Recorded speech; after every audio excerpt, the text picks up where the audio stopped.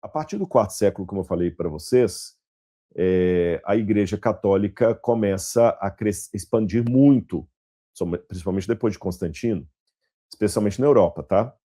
E aí ocorreu um processo frequente. Ela não eliminou completamente determinadas festas populares que ela encontrou nos lugares, mas ela reinterpretou essas festas dentro de uma moldura cristã. Foi o mesmo fenômeno observado em várias festas do calendário europeu. Então, aqui, eu tenho que ser preciso com a fonte histórica para poder não cometer uma improcedência nas palavras. Vamos lá. Não que a Igreja Católica pegou essas festas e rebatizou para o cristianismo. Algumas festas estavam acontecendo, já independente. Sim, e outra correção também. Não que a Igreja Católica inventou festas pagãs.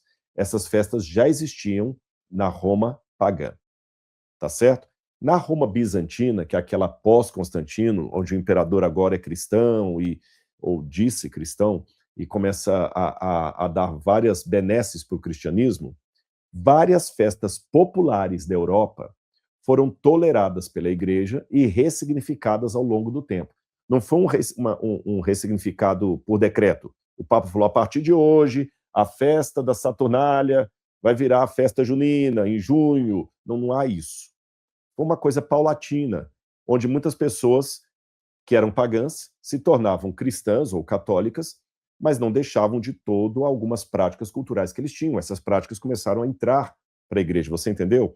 Seria mais ou menos como algumas práticas que nós temos na África, pagãs, que algumas pessoas, mesmo depois de se tornarem cristãs, elas continuam trazendo essas práticas. Quem já foi missionário na África sabe o que eu estou falando. Eu já passei em alguns países, por exemplo, eu conheço lugares onde uma pessoa estava dentro da igreja já há um bom tempo, nem foi na igreja adventista, não, era uma igreja, se não me engano, batista. E essa pessoa, ela tinha uma coisa aqui no braço, que era que eles chamavam de gri-gri. Gri-gri. E essa pessoa já estava batizada, estava na igreja há muitos anos, mas ela não tirava o gri-gri, porque o gri-gri era uma coisa que foi amarrada no braço dela na época que o pai dela era pagão, e fez uma promessa para o demônio lá, que aquilo era um amuleto de proteção. Mas o demônio falou que o dia que ela cortasse aquilo, ela morreria. Então ela batizou na igreja, se tornou cristã, mas ela ainda não tirava o gri-gri, com medo de morrer. Então, sabe que algumas questões assim culturais, elas vão adentrando aos poucos. Então foi assim que muitas dessas festas começaram a ter um caráter mais cristianizado, digamos assim. Quando eu falo cristianizado, é aculturalmente cristão, tá certo? Nós temos uma declaração muito antiga de Santo Agostinho de Hipona, que é um testemunho de que, pelo menos na época de Santo Agostinho, já havia, isso no quarto século, já havia a celebração da festa junina em homenagem a São João Batista. Porque Agostinho fala assim, olha, a igreja celebra o nascimento de João, ele não diz aqui, mas é o João Batista, de modo especial. Não se encontra nenhum outro santo cujo nascimento celebremos solenemente. Celebramos o nascimento de João e também o de Cristo.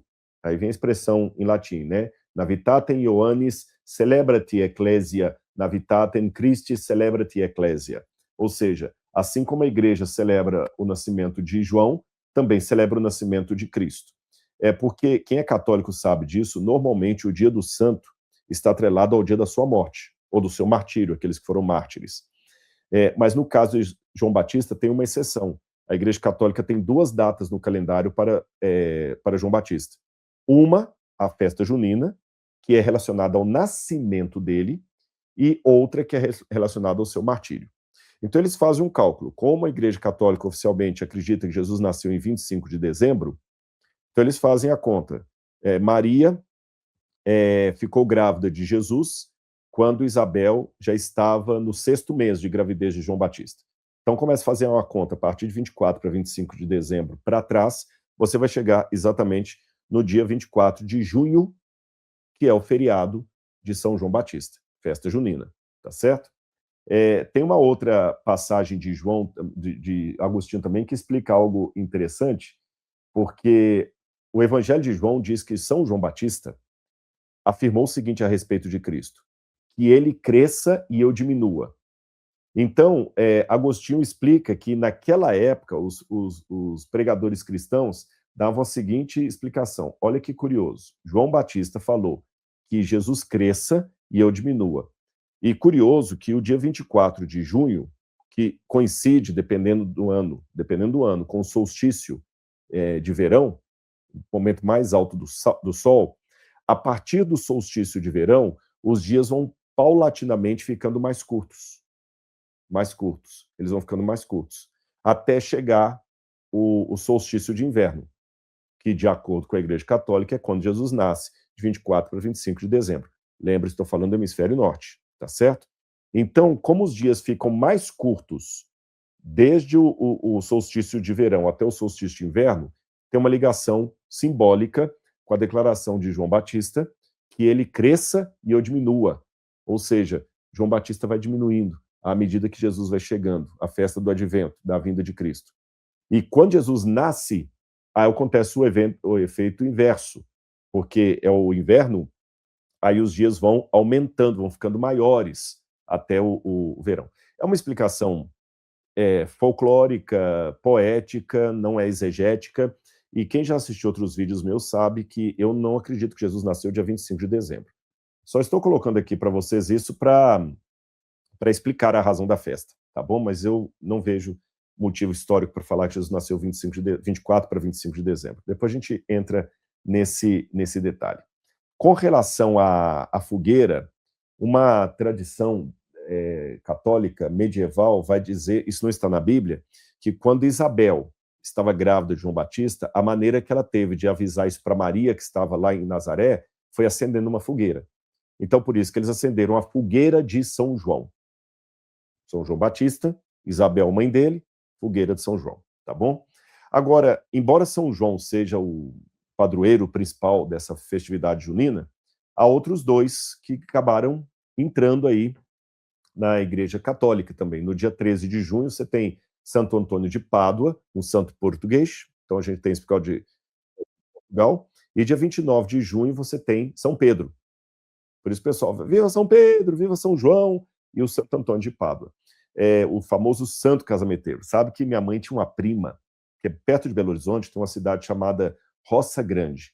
E a minha mãe tinha uma prima, perdão, o nome da cidade é Santo Antônio de Roça Grande. Quem é de Belo Horizonte conhece aí, né? Você vai ali para Sabará e tem Santo Antônio de Roça Grande. E minha mãe teve uma prima que um dia ela queria casar, ela era meio tantando a cabeça, e ela entrou na Igreja Católica, não me pergunte como, e ela entrou e lá no meio do altar tinha uma imagem de Santo Antônio de Pádua, ela roubou o menininho, porque o Santo Antônio geralmente algumas imagens dele tem um menino, Jesus, no colo dele. Ela roubou o menino Jesus dele para poder obrigar o santo a arrumar um casamento para ela.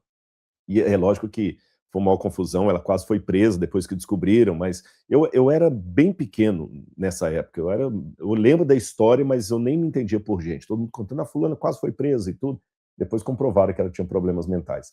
Mas havia muitas moças do interior que acreditavam em Santo Antônio casamenteiro, colocavam o santo de cabeça para baixo, como promessa que ela ia desvirar a imagem dele só quando ela se casasse, colocava o santo dentro de um copo d'água. Isso tudo aconteceu porque o famoso Santo Antônio de Pádua, o histórico, o real, ele diz uma das histórias que ele, quando as moças tinham que casar, mas não tinham dinheiro para ter um dote, ele ajuntava dinheiro e dava o dinheiro para a moça para ela conseguir um noivo. Algumas versões dessa história diz que Santo Antônio fez isso com uma menina, outros dizem que foi com várias moças. E aí que ele se tornou o santo padroeiro, o santo casamenteiro, como eles dizem, né?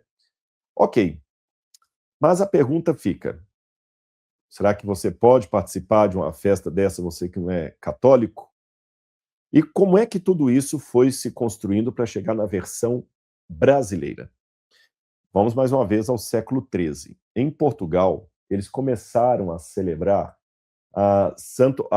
o dia de São João do Porto, no século XIII. E eles tinham o costume de fazer festas juninas, e acendiam fogueira, tinha algumas danças, algumas músicas especiais dessas festas em homenagem a São João Batista, festa junina, e tinha o costume, como você está vendo nesse quadro aí, das pessoas pegarem alho poró e começarem a bater umas nas outras com alho poró. E cada um que ganhava uma pancada de alho poró era uma bênção que ele ia ter do Santo Antônio, do São João do Porto. E hoje, até hoje tem essa festa junina em Portugal, só que eles trocaram hoje o alho poró por esses martelinhos de plástico, que cada um sai na rua brincando e tudo mais. É uma festividade popular muito interessante. Mas os portugueses, quando vieram para o Brasil, trouxeram então a festa junina, que foi adaptada ao estilo brasileiro, com seus diferentes modos, né? O nordestino, lá representado especialmente pela tradição que marcou Luiz Gonzaga, o mineiro, dos causos dos caipiras, os gaúchos também têm a sua quadrilha ali, cada um tem o seu estilo de dançar quadrilha, o goiano, o Brasil todo espalhou e ficou uma marca da festividade brasileira, do nosso calendário. E aí? Como é que a gente agora pode resolver isso? Para entrar na Bíblia, eu tenho que primeiro começar com o mundo bíblico, falando de arqueologia. Deixa eu mostrar para vocês um achado arqueológico do ano, não sei se foi ano passado ou retrasado, que eu tirei essa foto, esse do ano retrasado. Tá vendo a minha foto aí, a da nossa escavação em Laquis? Eu estava ali na mão com um pedaço de uma estatueta da deusa Áshera, que a gente tinha acabado de encontrar ali. Ali só apareceu a cabeça dela, olha na minha mão aí. Mas se o corpo todo tivesse sido encontrado, ela seria como essa estátua do meio. Nós temos aqui no Museu do MAB originais dessa estatueta. Não essa que está na minha mão, essa ficou em Israel, porque a gente não tinha autorização para trazer, mas outras que foram legalmente importadas de Israel, nós temos aqui no acervo do nosso museu. E você tem a deusa Áshera, que está segurando os peitos, ela era uma deusa da agricultura, juntamente com o seu marido, que aparece aí, que é o deus El. El era o deus da agricultura, e Áshera era a esposa dele. Várias vezes na Bíblia fala de Áshera. Eu não sei se eu vou ter fácil aqui, que eu esqueci de ser. Aqui, olha. Sabe uma coisa que eu achei? Vou mostrar para vocês uma coisa que estava na minha gaveta ali. Áshera, deusa da agricultura, esposa do deus El, correto? E muitos judeus, quando embarcavam na idolatria, iam atrás de Áshera. E Áshera com El eram pais desse sujeito aqui, ó. Reconhece? Sabe quem é esse? Baal, o deus Baal, o deus fenício, e também adorado pelos filisteus e outros povos cananeus, os ugaríticos, Baal. E alguns textos dão a entender que Áshera, além de mãe de Baal, também foi amante dele. A bem da verdade, só uma notinha de rodapé, alguns estudiosos modernos que querem agora redimir a Áshera, dizendo que essa demonização da cultura cananeia é coisa dos cristãos conservadores, que não é bem assim, mas para mim a coisa ainda é muito trágica mesmo, os tipos de rituais que eles faziam, inclusive com sacrifícios e outras coisas que eram consideradas abominação ao Senhor. E eu acho legal quando a gente traz essas questões da arqueologia, porque ajudam a entender melhor a Bíblia Sagrada. Por exemplo, olha quando Jeremias 44, versículo 17 a 18, fala sobre algumas festas de colheita que havia na época. Queimemos incenso à rainha dos céus. Embora a rainha dos céus, segundo muitos comentaristas, fosse Ishtar, da Babilônia, há alguns outros especialistas que acreditam que a Ishtar foi uma forma sincrética do culto a Áshera, tá bem? E aí Jeremias denunciava o povo, né? O povo afirma: queimemos incenso à rainha do céu, porque não tínhamos fartura de pão. Então aqui aparece explicitamente a ideia de uma deusa que garantia a prosperidade da agricultura. Oséias 2, verso 8. Ela não conheceu que fui eu, o Senhor, quem lhe dei o cereal, o vinho e o azeite. Esse verso sozinho resume toda a controvérsia entre o culto bíblico e os festivais pagãos da fertilidade, aquelas festas que havia ali entre os povos pagãos.